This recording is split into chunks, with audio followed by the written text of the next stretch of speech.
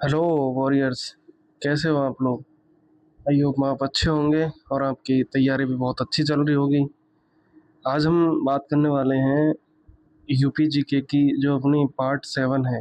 आज अपन का पार्ट 7 है रैपिड रिवीजन का, जिसमें अपन बात कर लेंगे उत्तर प्रदेश की नदियाँ और उनकी वहाँ की यूपी की प्रमुख झीलों के बारे में। किसके बारे में? उत्तर प्रदेश की प्रमुख जो रिवर है और वहाँ का जो ड्रेनेज सिस्टम है, नदी तंत्र के बारे में बात करेंगे, और एक वहाँ की झीलों के बारे में भी अपन बात करेंगे। ठीक है। नदियाँ और जो भी नदी तंत्र है, उसकी सहायक नदियाँ हैं, नदियों का क्या महत्व है, उन सब चीज़ों के बारे में अपन बात करेंगे।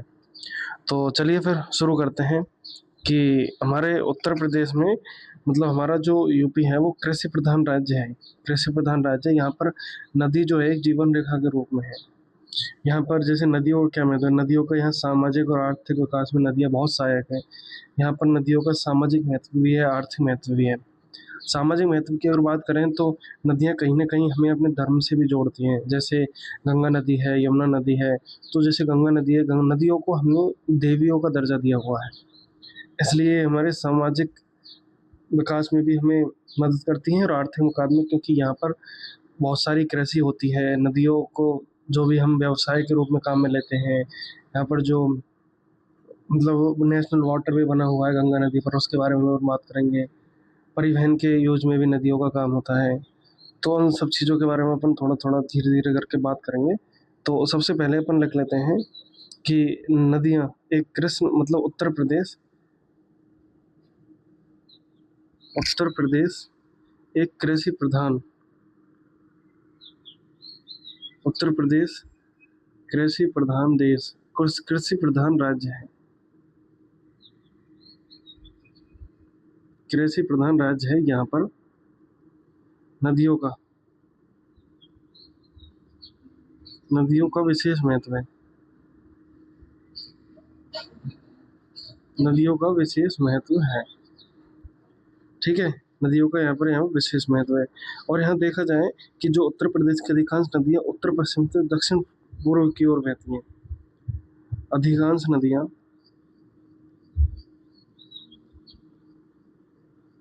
अधिकांश नदियाँ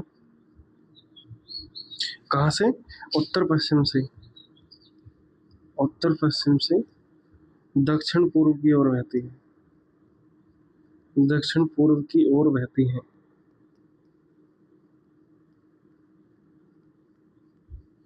उत्तर पश्चिम से दक्षिण पूर्व की ओर बहती है, क्योंकि उत्तर व पश्चिमी क्षेत्र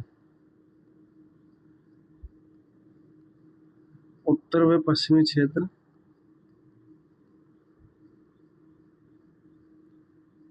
उत्तर व पश्चिमी क्षेत्र अधिकांशतः ऊंचे हैं। अधिकांश अधिकांशतः ऊंचे हैं। ठीक है। वहाँ पर ऊंचाई ज़्यादा होने के कारण यहाँ पर नदियों का जो फ्लो होता है वो उत्तर पश्चिम से लेकर दक्षिण पूर्व की ओर होता है। उत्तर पश्चिम मतलब वहाँ ना पहाड़ी एरिया है, वहाँ पर ऊंचाई है, तो इसलिए वहाँ से नदियाँ हमेशा ऊपर से नीचे की ओर ही बहती हैं।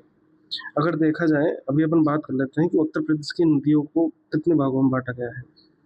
उत्तर प्रदेश की नदियों का वर्गीकरण।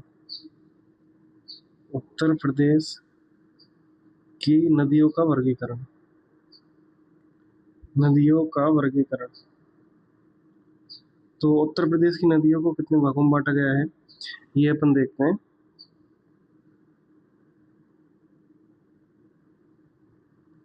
उत्तर प्रदेश की जो नदियां हैं उनको बांटा गया है मुख्यतः 3 भागों में। उनको 3 भागों में बांटा गया है। 3 भागों में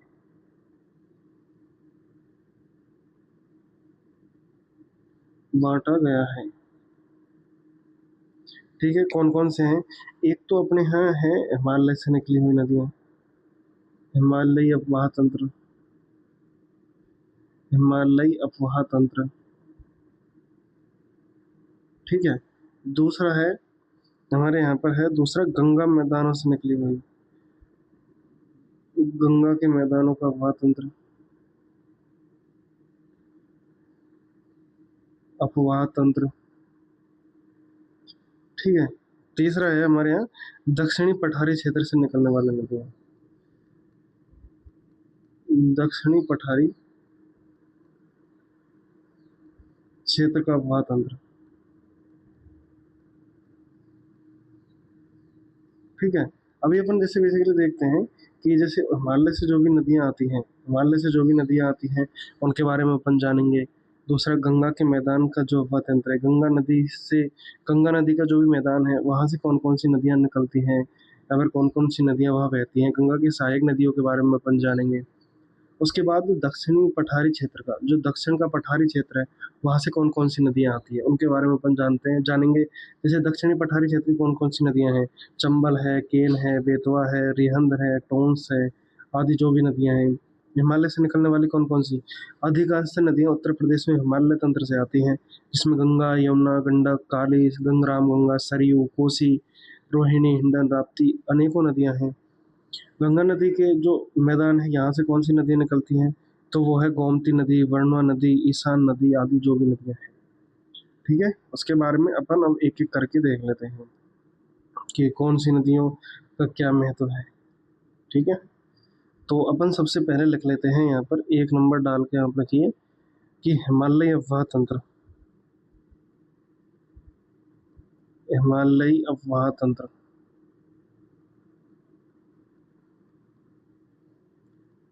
हिमालयी अफवाह तंत्र।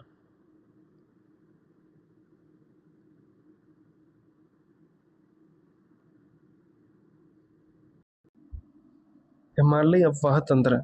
हिमालयी अफवाह तंत्र में जो भी हैं इनकी प्रमुख नदियों के बारे में बात करते हैं।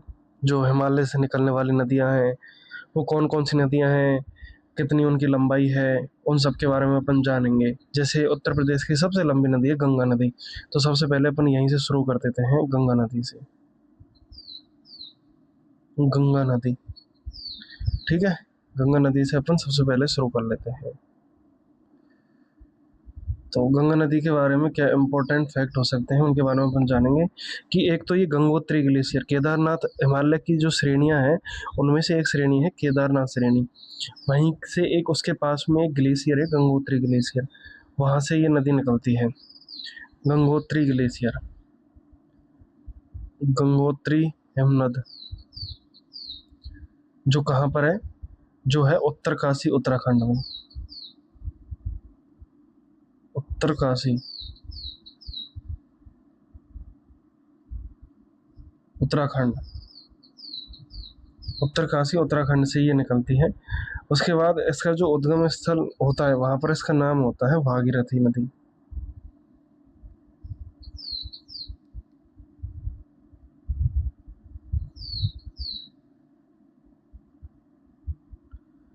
उद्गम स्थल पर ऐसे लिख लेते हैं, उद्गम स्थल पर, उस उद्गम स्थल पर इसका नाम भागीरथी होता है, भागीरथी। अपन बात करेंगे कि इसका नाम गंगा नदी कब पड़ता है, जब ये शुरू से वहां से निकलती है गंगोत्री ग्लेशियर से, तब इसका नाम भागीरथी होता है। लेकिन ऐसा कौन सा टाइम होता है और कब होता है कि उसका नाम गंगा नदी पड़ जाता है, तो इसके वैसे अन्य नाम भी है, अन्य नाम लिख लेते हैं। अन्य नाम है इसका पद्मा, पद्मा है, हुगली है, पद्मा और हुगली इसके अन्य नाम है। इसके बारे में बात करते हैं, इसकी कुल लंबाई, इसकी कुल लंबाई कितनी है, इसकी कुल लंबाई है 2525 किलोमीटर। ठीक है, इसकी कुल लंबाई है अपने 2525 किलोमीटर। अब बात करते हैं कि यूपी में कितनी लंबाई है, उत्तर प्रदेश में कुल लंबाई, उत्तर प्रदेश में कुल लंबाई की बात करें तो उत्तर प्रदेश में इसकी कुल लंबाई है 1000 किलोमीटर, 1000 किलोमीटर। राज्य की सबसे लंबी,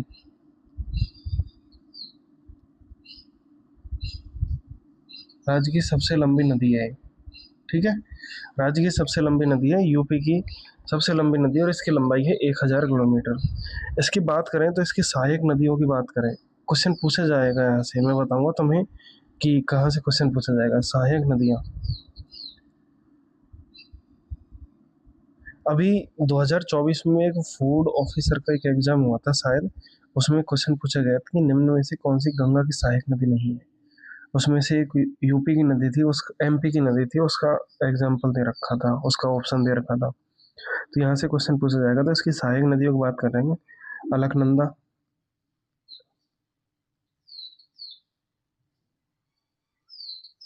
अलकनंदा, धौलीगंगा, नंदाकिनी,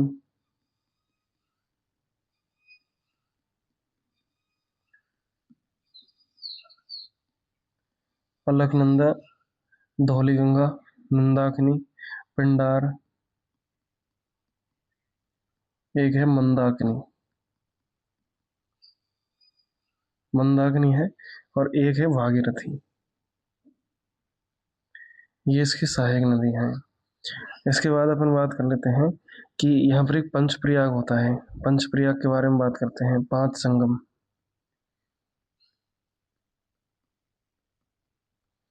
पंचप्रयाग के बारे में अपन थोड़ा सा बात कर लेते हैं, ये इंपॉर्टेंट है, थोड़ा सा याद रखना।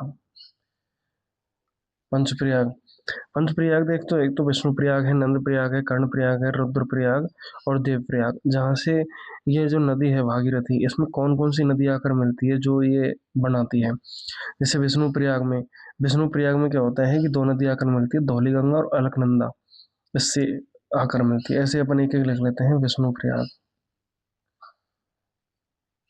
विष्णु प्रयाग, विष्णु प्रयाग में कौन कौन सी नदी आकर मिलती है, तो धौलीगंगा और अलकनंदा, धौलीगंगा प्लस अलकनंदा। उसके बाद नंद प्रयाग,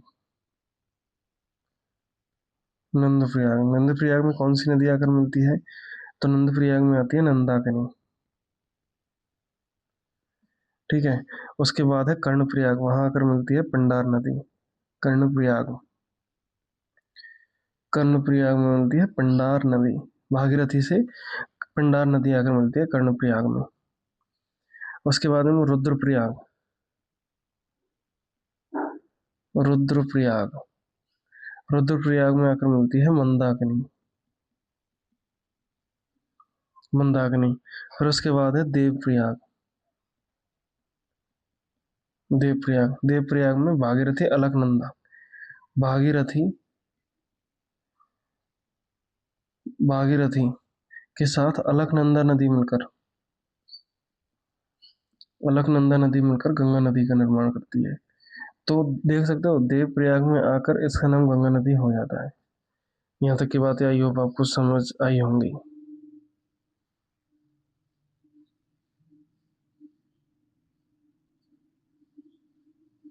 उसके बाद अपन बात कर लेते हैं कि ये नदी ना उत्तर प्रदेश में कहाँ से शुरू करती है।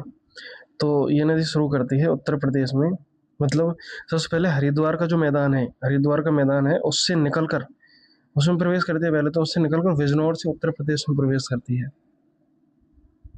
बिजनौर जिले से, बिजनौर से यूपी में प्रवेश, प्रवेश करती है, बिजनौर से उत्तर प्रदेश में प्रवेश करती है। ठीक है। इसके जो प्रमुख संगम है, ठीक है, प्रमुख संगम की बात करें तो गंगा, कन्नौज में गंगा प्लस रामगंगा का संगम है। प्रयागराज में जो है वो प्रमुख संगम की बात करते हैं, प्रमुख संगम लिख लीजिए। प्रमुख संगम है इसके, एक तो कन्नौज में गंगा और रामगंगा, गंगा प्लस रामगंगा, ये कहाँ पर है, कन्नौज में। और प्रयागराज में है गंगा यमुना व सरस्वती, गंगा प्लस यमुना प्लस सरस्वती, ये 3 नदी है कहाँ पर, प्रयागराज में, जहाँ पर कुंभ का मेला लगता है। इसे त्रिवेणी संगम भी कहते हैं, इसे त्रिवेणी संगम। हम पहले बात कर चुके हैं प्रमुख मेले वगैरह उनमें जाकर इसके बारे में, त्रिवेणी संगम के बारे में, जो प्रयागराज में लगता है, हर 12 वर्ष में लगता है और प्रति 6 वर्ष में अर्ध कुंभ लगता है। ठीक है। उसके बाद अपन इसकी सहायक नदियों के बारे में बात करेंगे। हमने सहायक नदियों के बारे में जाना तो था, लेकिन अब बात करेंगे कि इसके उत्तरी तट की सहायक नदियाँ, मतलब उत्तर की तरफ से मिलने वाली नदियाँ और दक्षिणी तरफ की नदियाँ। आप समझो कि ये जो नदी है ये बहती कहाँ से है, कि जैसे मान लो ये उत्तराखंड है, उत्तराखंड से निकल कर ऐसे यूपी में जाएगी और ऐसे चली जाएगी। अपन बात करेंगे इधर से जो नदी मिल रही है, एक तो उत्तर की तरफ से और दक्षिण की तरफ से जो नदी निकल के आ रही है, इन सब के बारे में अपन बात करने की कोशिश करेंगे। तो अपन की बात करेंगे कि इसकी उत्तरी तट की सहायक नदियों के बारे में। उत्तरी तट,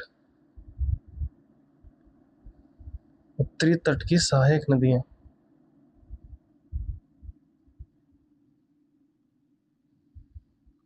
उत्तरी तट की सहायक नदियां कौन कौन सी हैं? वह रामगंगा, गोमती और रामगंगा, गोमती, घाघरा, राप्ती, कोसी।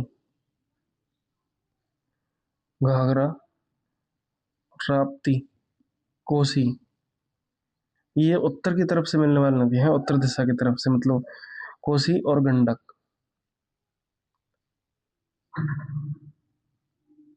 कोसी और गंडक, ठीक है। दक्षिण तट की तरफ से मिलने वाली नदी की बात कर लेते हैं।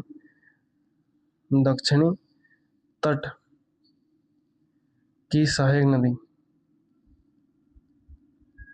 मतलब दक्षिणी तट की तरफ से मिलने वाली नदियां जो कौन की है? यमुना है, रॉस, यमुना है, टोंस है, और एक सोन नदी है, एक कर्मनासा है, कर्मनासा, एक सेकेंड, कर्मनासा,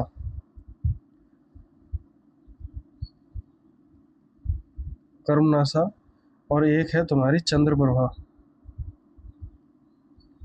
चंद्रप्रभा, ये नदियां हैं जो उत्तर की तरफ से मिलती हैं और दक्षिणी तरफ की तरफ से जो भी सहायक नदी है उनके बारे में। उत्तर प्रदेश के यह 28 जिलों से होकर गुजरती है। यहाँ से लिख लेते हैं कि गंगा नदी, गंगा नदी यूपी के 28 जिलों से होकर गुजरती है।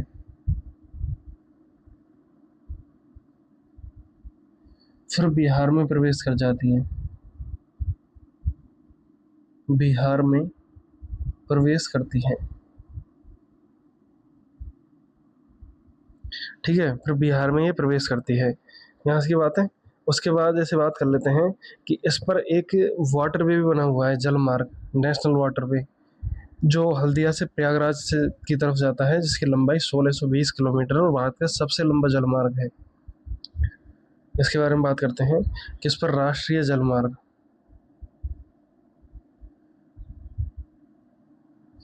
नेशनल वाटरवे 1, ये हल्दिया से प्रयागराज तक है। इसकी लंबाई है कितनी बताओ कमेंट में? 1620 किलोमीटर। क्या तुम्हें इसके बारे में पता था पहले से? और ये भारत का सबसे लंबा, भारत का सबसे लंबा, भारत का सबसे लंबा है ये, ठीक है।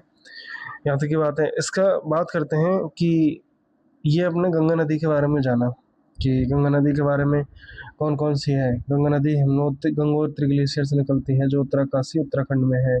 लंबाई के बारे में जाना था, यूपी में लंबाई है, यहाँ से क्वेश्चन पूछा जाएगा। उसके बाद इसके 5 प्रयागों के बारे में जाना था, इस जो यूपी में बिजनौर से प्रवेश करती है। गंगा के बारे में अगर कोई सवाल आएगा तो वो यहीं से आएगा, इससे बाहर नहीं जाएगा, ठीक है। हमने गंगा नदी के बारे में जाना था। अभी अपन जानेंगे उत्तर प्रदेश की एक प्रमुख नदी। उत्तर प्रदेश की बताओ अब कौन सी प्रमुख नदी है?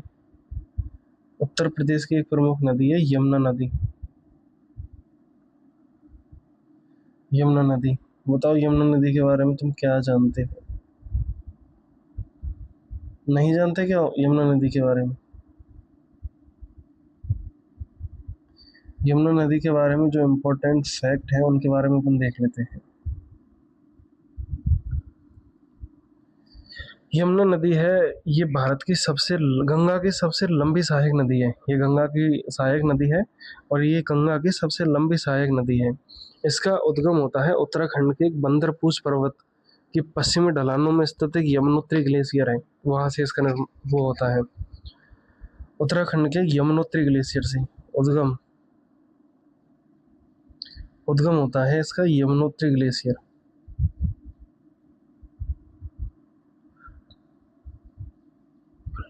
यमुनोत्री ग्लेशियर इसका उद्गम होता है कहाँ से? यमुनोत्री ग्लेशियर से। इसकी कुल लंबाई की बात करें तो कितनी है? कुल लंबाई है इसकी 1376 किलोमीटर। इसकी कुल लंबाई है 1376 किलोमीटर। और इसके अन्य नाम की बात करें, अन्य नाम है इसके कालिंदी और सूर्यपुत्री। कालिंदी और सूर्यपुत्री। देखो यहाँ से क्वेश्चन पूछा जाएगा कि कालिंदी किसका नाम है, किसका अन्य नाम है। कालिंदी किस नदी को कहा जाता है? जो वनडे एग्जाम्स होते हैं, यूपी कांस्टेबल हुआ, ऐसे जो भी एग्जाम्स हैं, मतलब जो भी वनडे एग्जाम्स हो रहे होते हैं, उनमें डायरेक्टली ऐसे क्वेश्चन पूछे जाते हैं। और ये उत्तर प्रदेश में कहाँ से प्रवेश करती है? तो उत्तर प्रदेश में ये प्रवेश करती है सहारनपुर जिले के फैजाबाद से। उत्तर प्रदेश में सहारनपुर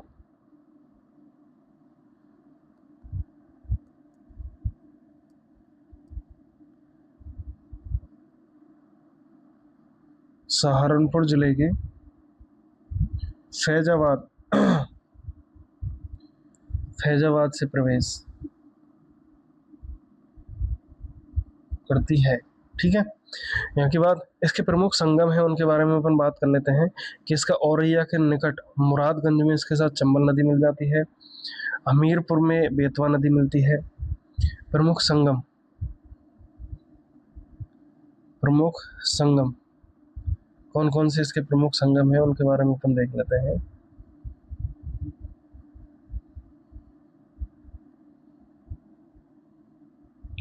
प्रमुख संगमों की बात करें तो औरैया के निकट मुरादगंज में चंबल नदी इससे मिलती है। औरैया के निकट मुरादगंज में चंबल नदी, औरैया के निकट चंबल नदी,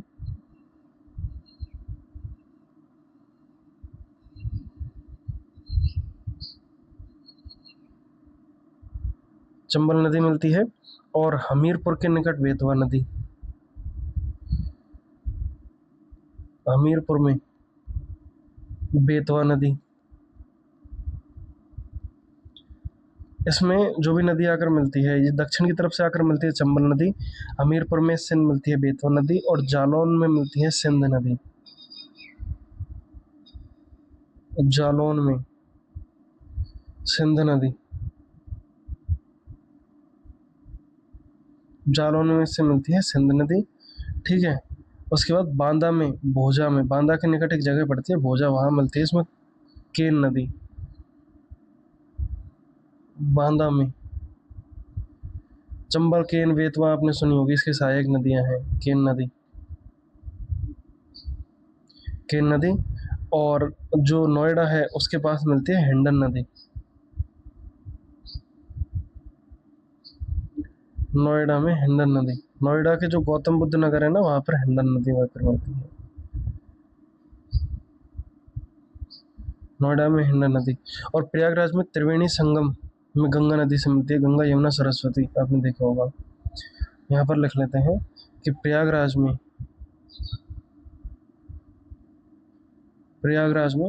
त्रिवेणी संगम पर गंगा से मिलती है। त्रिवेणी संगम पर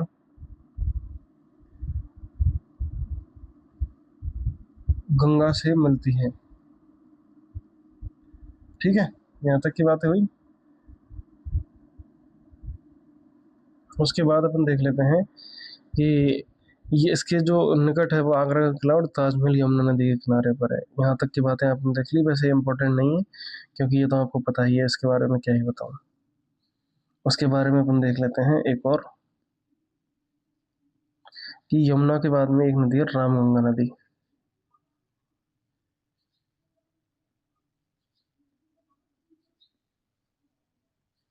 और रामगंगा नदी।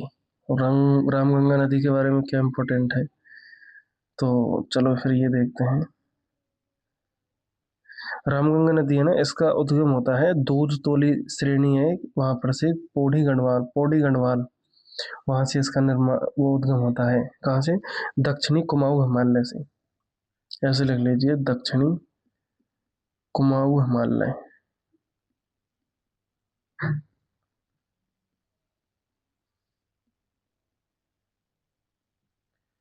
उद्गम, दक्षिणी कुमाऊं हिमालय से इसका उद्गम होता है, और बिजनौर के निकट कालागढ़ किले से प्रवेश करती है उत्तर में। बिजनौर से यूपी में प्रवेश होता है इसका।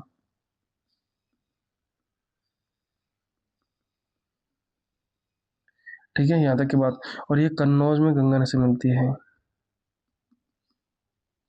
कन्नौज में गंगा से मिलती है।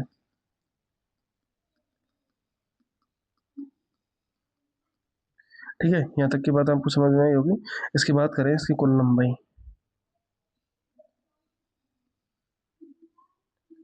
कुल लंबाई है इसकी 596 किलोमीटर। और ये जो जिम कॉर्बेट जो राष्ट्रीय उद्यान है उसके बीच में से होकर बहती है, उत्तराखंड का जो जिम कॉर्बेट राष्ट्रीय उद्यान, जिम कॉर्बेट राष्ट्रीय उद्यान।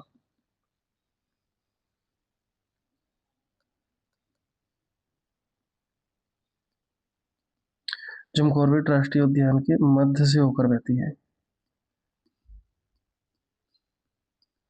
ठीक है, यहाँ तक की बात हुई। उसके बाद जैसे इसके जो तटवर्ती नगर हैं, इसके तट पर बसे हुए नगर हैं, जैसे मुरादाबाद है, बरेली है, बदायूं है, शाहजहांपुर है, हरदोई है। इसके जो तटवर्ती नगर है वो ज़्यादा इंपॉर्टेंट नहीं है, लेकिन इस पर एक कालागढ़ बांध बना हुआ है। कालागढ़ बांध जो सिंचाई के लिए इम्पोर्टेंट है, सिंचाई हेतु है ये।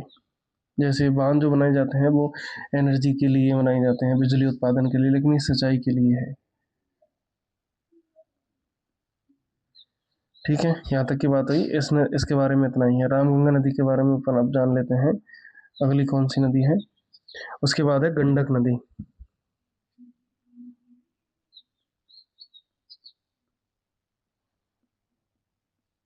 गंडक नदी, गंडक नदी के बारे में क्या है इम्पोर्टेंट है, ये देख लेते हैं। गंडक नदी जो है ना, ये निकलती है धौलागिरी हिमालय पर्वत, जो माउंट एवरेस्ट के मध्य से। धौलागिरी जो नेपाल हिमालय, हिमालय का एक भाग है नेपाल हिमालय। हम जब इंडियन ज्योग्राफी पढ़ेंगे उसमें पूरे हिमालय का जो फिजियोग्राफी की डिवीजन है वो पढ़ेंगे, कि हिमालय को कितने भागों में बांटा गया है, कैसे, मतलब हिमालय के बारे में पूरी डिटेल चीज़ें पढ़ेंगे ना, तो हम जानेंगे कि उसमें एक हिमालय भी मिलता है। धौलागिरी हिमालय की ही एक पहाड़ी है, चोटी है धौलागिरी, वहां से निकलती है धौलागिरी, और माउंट एवरेस्ट के मध्य से उद्गम होता है इसका। धौलागिरी व माउंट एवरेस्ट के मध्य से। ठीक है, धौलागिरी और इसके मध्य से। उसके बाद में कि ये जो काली गंडक है वो पश्चिम से आकर मिलती है, और त्रिशूल गंगा पूर्व से आकर मिलती है, जिससे एक संगम बनता है। और इसकी कुल लंबाई है 425 किलोमीटर। कुल लंबाई है इसकी 425 किलोमीटर, 425 किलोमीटर। और नेपाल में सालिग्रामी तथा मैदानों में इसे नारायणी कहलाती है। नेपाल में इसका नाम है सालिग्रामी, नेपाल में इसे सालिग्रामी कहा जाता है, सालिग्रामी कहते हैं। और नेपाल में से सालिग्रामी कहते हैं, और मैदानों में नारायणी, मैदानों में नारायणी कहते हैं इसको, नारायणी कहा जाता है। ठीक है, उसके बाद जैसे जो त्रिवेणी नगर है, नेपाल के मध्य से भारत में प्रवेश करती है। चलो ये तो ज़्यादा इंपॉर्टेंट नहीं है, लेकिन हाजीपुर के निकट ही गंगा में मिलती है। हाजीपुर के पास गंगा में मिलती है। और जैसे ये जो है ना, महाराजगंज में कुशीनगर की सीमा से होकर बहती है। महाराजगंज और कुशीनगर की जो सीमा है ना, मतलब इनकी सीमा बनाती है महाराजगंज जिले की, और कुशीनगर की इसकी सीमा बनाती है। इसके बारे में इतना ही है। अगर अगली बार अगला हम बात कर लेते हैं, कौन सी नदी, हमने गंडक की बात कर ली, एक शारदा नदी है, उसके बारे में अपन बात करेंगे।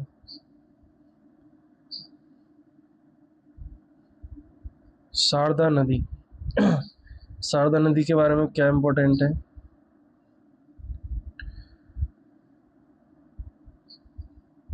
तो ये जो शारदा नदी है ना, ये एक मिलन ग्लेशियर है काला पानी में, वहां से पिथौरागढ़ उत्तराखंड गौरी गंगा भी कहलाती है, जहाँ पर उद्गम होता है ना, इसको वहां पर मिलन जो हिमनद है वहां से निकलती है।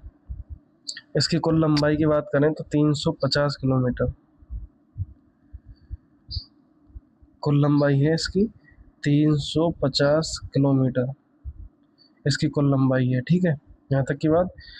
और जैसे अगर इसकी बात करें तो भारत भारत और नेपाल की पूर्वी सीमा भी बनाती है। भारत और नेपाल के मध्य में एक सीमा का निर्माण करती है।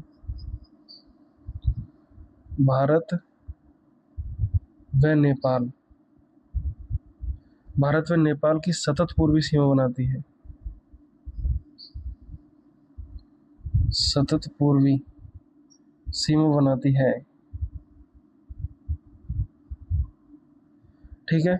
उसके बाद जैसे इसको ना, जैसे क्या होता है कि टनकपुर एक जगह पड़ती है उत्तराखंड, उसके बाद ये मैदानों में काली नदी को शारदा ही कहा जाता है। काली नदी जो है उसको शारदा कहा जाता है।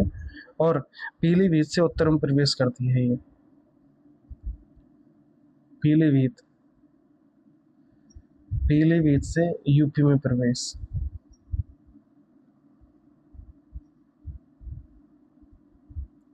पीलीभीत से यूपी में प्रवेश करती है, ठीक है। उसके बाद जैसे अपन एक चीज इसके बारे में और अपन बात कर लेते हैं कि सीतापुर के निकट एक बरहाम घाट पर घाघरा से मिलती है ये। सीतापुर के निकट बरहाम घाट पर, सीतापुर के निकट बरहाम घाट, सीतापुर के निकट एक जगह है बरहाम घाट, वहां पर ये घाघरा, बरहाम घाट में घाघरा नदी से मिलती है।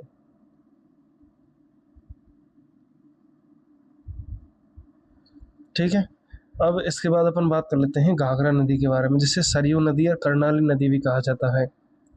उसके बारे में अपन बात करेंगे।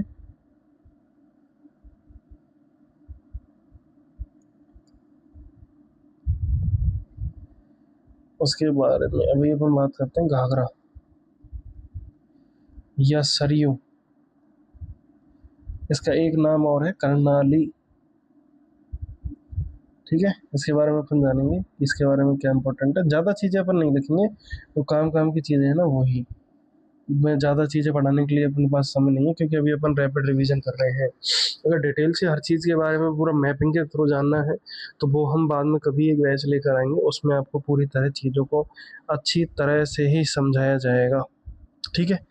अभी अपन बात कर लेते हैं, ये उद्गम होता है तिब्बत के पास एक नदी है मानसरोवर, तिब्बत पठार जो है उसके पास एक मानसरोवर झील है, वहाँ से जो माप चुकांगो जो ग्लेशियर है वहाँ से ये निकलती है कर्णाली नदी के रूप में।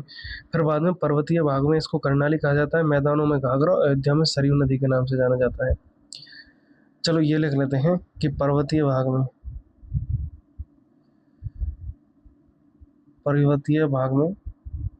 कर्णाली,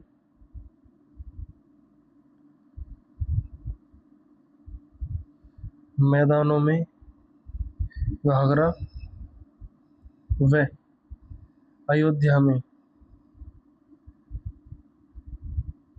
सरयू नदी के नाम से जाना जाता है।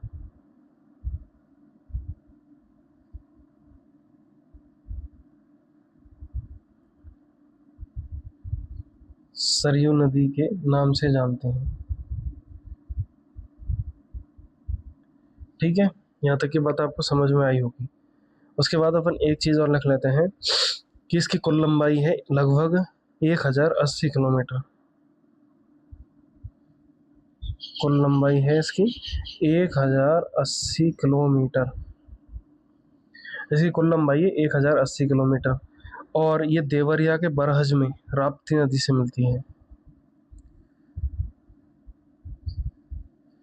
इसके बारे में ये लिख लेते हैं कि देवरिया के निकट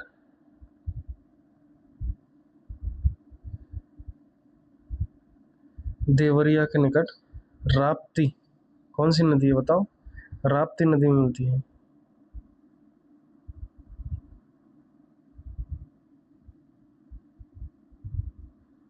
राप्ती नदी में मिलती है। इसकी सहायक नदियों की बात कर लें। सहायक नदी कौन कौन सी है इसकी? सहायक नदी है इसकी राप्ती, छोटी गंडक, राप्ती,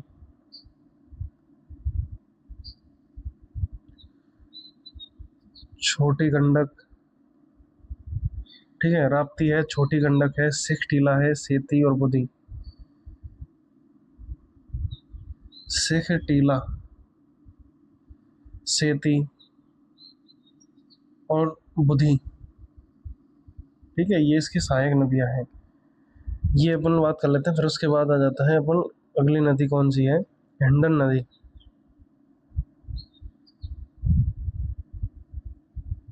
हिंडन नदी, यूपी कांस्टेबल में जितने भी क्वेश्चन आएंगे हम यहाँ से आपको मिलाएंगे इस क्लास से, ठीक है। फिर आप देखना, क्योंकि अभी तो आप भरोसा नहीं करोगे, लेकिन जो कंटेंट हम लेकर आ रहे हैं ये हमने यूपी कांस्टेबल में एक से एक क्वेश्चन में आपको मिला कर दिखाऊंगा उस दिन, कि देखो हमने पढ़ाया वो एग्जाम में आया या नहीं आया, ठीक है। हिंडन नदी किसकी सहायक नदी है बताओ? हिंडन नदी यमुना की सहायक नदी है। उद्गम होता है इसका सहारनपुर में शिवालिक श्रेणी से, और यमुना की सहायक नदी है। यमुना की सहायक नदी, ये हमने वैसे पहले बता दिया, ये पूर्णतः वर्षा पर निर्भर है। पूर्णतः वर्षा पर निर्भर। राइटिंग में मत जाना क्योंकि मैं जल्दी जल्दी लिख रहा हूँ। दूसरी बात, इसके जो ये गौतम बुद्ध नगर में यमुना से मिलती है, ये भी मैंने आपको लिखा दिया था। तो इसकी लंबाई की बात कर लें, कुल लंबाई है इसकी 400 किलोमीटर। इसके बाद अपन बात कर लें, वैसे मैंने ज़्यादातर फैक्ट आपको पहले बता चुका हूँ, तो वो चीज़ें मैं आप यहाँ पर थोड़ा सा छोड़ रहा हूँ। उसके बाद एक सरयू नदी है, जिसे सरजू नदी भी कहा जाता है, वो कुमायूं उत्तराखंड के हिमालयी क्षेत्र से निकलती है। वैसे इंपॉर्टेंट इंपॉर्टेंट नदियों के बारे में हमने जान लिया है। उसके बारे में अपन अभी बात कर लेते हैं कि हमने जो हिमालय से निकलने वाली नदियां हैं उनके बारे में अपने जाना था। अब बात कर लेते हैं कि जो गंगा के मैदानों से निकलने वाली कौन कौन सी नदियां हैं, ठीक है। चलो फिर लिखते हैं,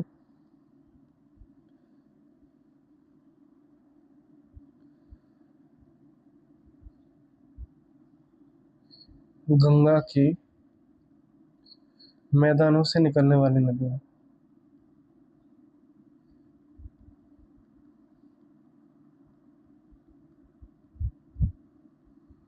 निकलने वाली नदियां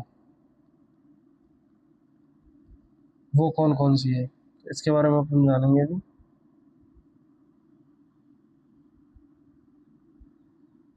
ठीक है, तो अभी अपन देख लेते हैं कि कौन कौन सी नदी निकलती है। तो सबसे पहली एक नदी है अपनी गोमती नदी। पहली नदी है गोमती नदी।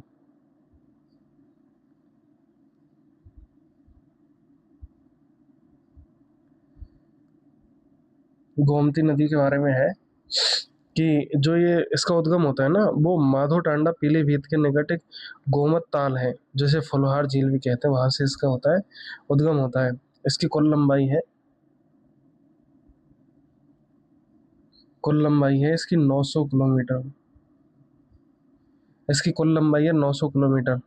और ये जो बेसिकली निकलती है, जैसे लखनऊ, शाहजहांपुर, पीलीभीत, सीतापुर, खीरी, बाराबंकी, सुल्तानपुर, फैजाबाद, जौनपुर, और ये जो गाजीपुर के निकट एक कैथी नामक जगह पड़ती है, वहाँ गंगा गंगा जी में मिलती है। कहाँ पर? कौन सी? गाजीपुर। गाजीपुर के निकट कैथी कैथी नामक स्थान पर गंगा में मिलती है।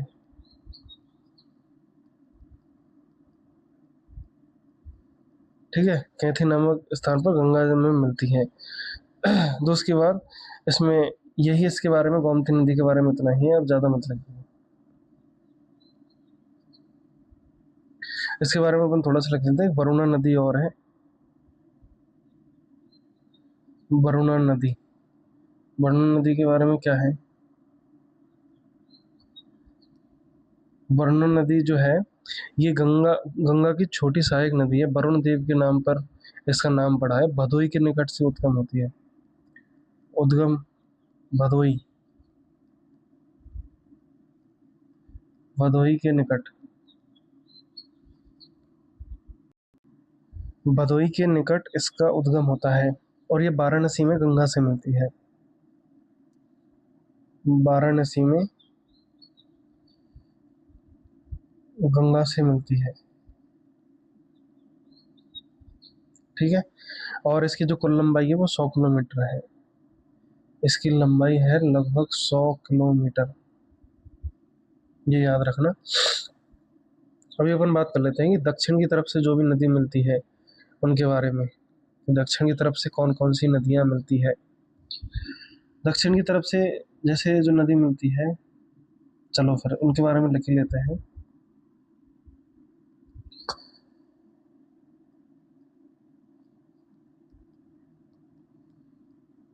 दक्षिण की तरफ से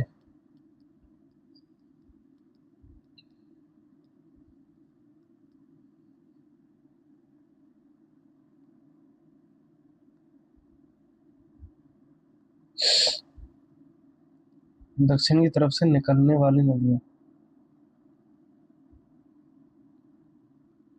इनके बारे में अपन जानेंगे कि कौन कौन सी नदियां हैं।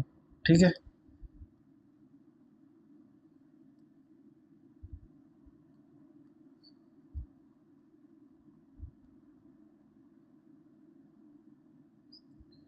अब जो निकलती है, वैसे तो ज़्यादा हम जानेंगे नहीं कि चीज़ के बारे में, क्योंकि हर नदी के बारे में ज़्यादा कुछ जानना थोड़ा इतना ज़्यादा इम्पोर्टेंट नहीं है। लेकिन पहले लिख लीजिए आप चंबल नदी।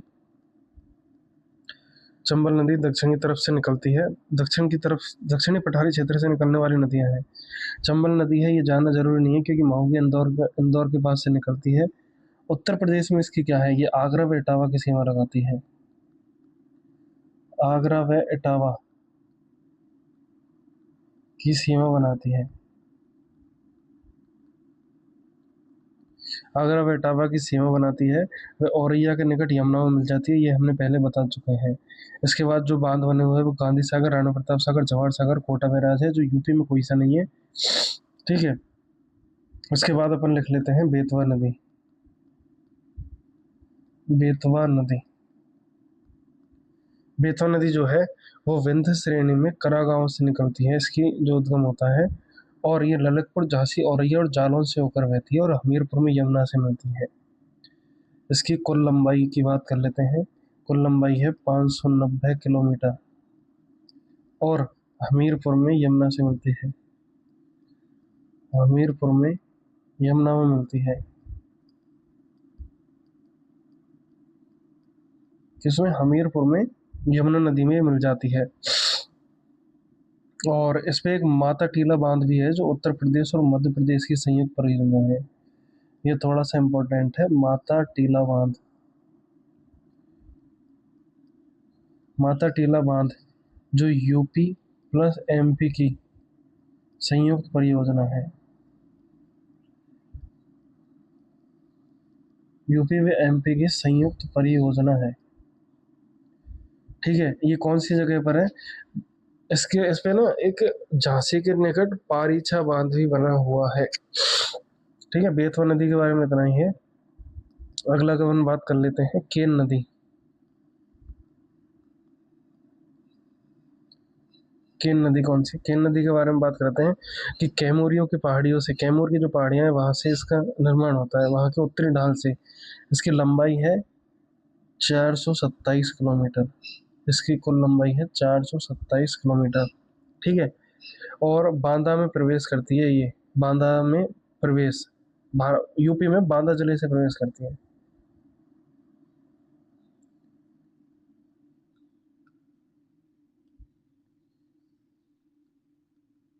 यूपी में बांदा से प्रवेश। वह एक भोजा में, भोजा नामक जगह है, वहां यमुना में मिल जाती है।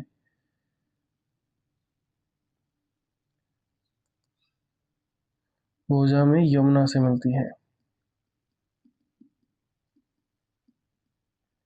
कौन सी जगह पर? भोजा में यमुना नदी से मिल जाती है। ठीक है, उसके बाद अपन बात करें कि एक कनहर नदी है। कनहर नदी, हमने सोन नदी के बारे में नहीं जाना, एक सोन नदी है। सोन नदी के बारे में क्या है? तो सोन नदी ये अमरकंटक के, मध्य प्रदेश में जंग जगह पड़ती है, अमरकंटक की पहाड़ियों से, वहां से ये नदी निकलती है, शेषकुंड नामक जगह से। इसे स्वर्ण नदी भी कहा जाता है। इसकी कुल लंबाई है 784 किलोमीटर, और उत्तर प्रदेश में सोनभद्र में मिर्जापुर से होकर बहती है और पटना के पास जाकर गंगा में मिल जाती है। उत्तर प्रदेश में सोनभद्र व मिर्जापुर, मिर्जापुर से होकर बहती है और पटना में गंगा से मिलती है। गंगा से मिलती है। ठीक है, सोन नदी के बारे में। उसके बारे में कन्हर नदी है, सिंध नदी भी है। ये जालौन के जमनगर में यमुना से मिलती है, सिंध नदी। उसके बाद जैसे इसकी जो लंबाई है, सिंध नदी की मालो पठार से निकलती है, विदिशा नामक जगह से, एमपी में, और इसकी लंबाई है 416 किलोमीटर। एक रिहंद नदी भी है, रिहंद नदी, जो सोन नदी की सहायक नदी है, जो छत्तीसगढ़ व उत्तर प्रदेश से होकर बहती है। इसके ऊपर एक सोनभद्र में, सोनभद्र पिपरी एक जगह पड़ती है, सोनभद्र में एक रिहंद बांध बनाया गया है रिहंद नदी पर। तो अपन एक रिहंद नदी भी लिख लेते हैं, रिहंद नदी।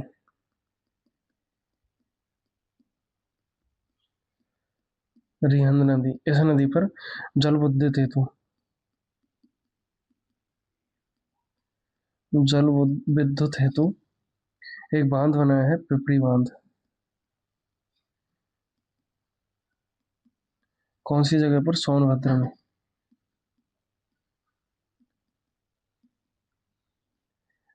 पिपरी बांध, पिपरी नामक जगह पर।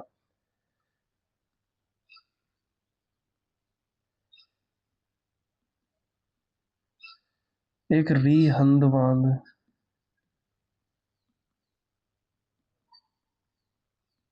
बना है। ठीक है, इसके बारे में इतना ही है। वैसे तो और बहुत सारी चीज़ हो सकती है, लेकिन इम्पोर्टेंट तो यही है।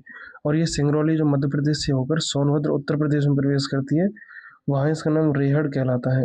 एक टोंस नदी भी है, इस नदी पर बिहार जलप्रपात स्थित है। टोंस नदी भी लिख लेते हैं, टोंस नदी। टोंस नदी है, ये प्रयागराज के निकट सिरसा में गंगा से मिलती है। प्रयागराज के निकट सिरसा में गंगा से मिलती है।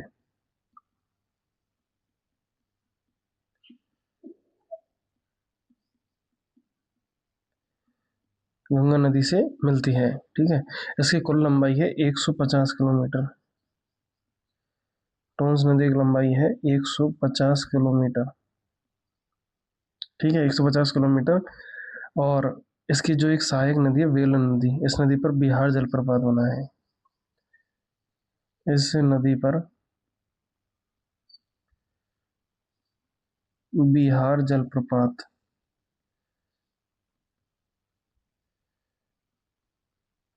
बना है। कौन सा? बिहार जलप्रपात। बिहार जलप्रपात ये यूपीएसआई के एग्जाम में पूछा गया है, जो टोंस नदी पर बना हुआ है बिहार जलप्रपात। और ये मतलब काफी लोगों ने गलत कर दिया कि बिहार में बना हुआ है, लेकिन ये यूपी में है। उसके बाद जैसे अन्य नदी भी हैं, एक गंभीर नदी है जो हिंडौन करौली राजस्थान के पास से निकलती है और यूपी राजस्थान की सीमा बनाती है, मैनपुरी में प्रवेश करती है और यमुना में मिल जाती है। कुवाना है, मनवर है, ऐसे तो 13 ही एक नदी है। बहुत सारी नदियां हैं। किन नदियों के किनारे कौन कौन से शहर बसे हुए हैं वो अपन लिख लेंगे, एक बार वो अपन ऐड कर लेंगे इसमें। ठीक है।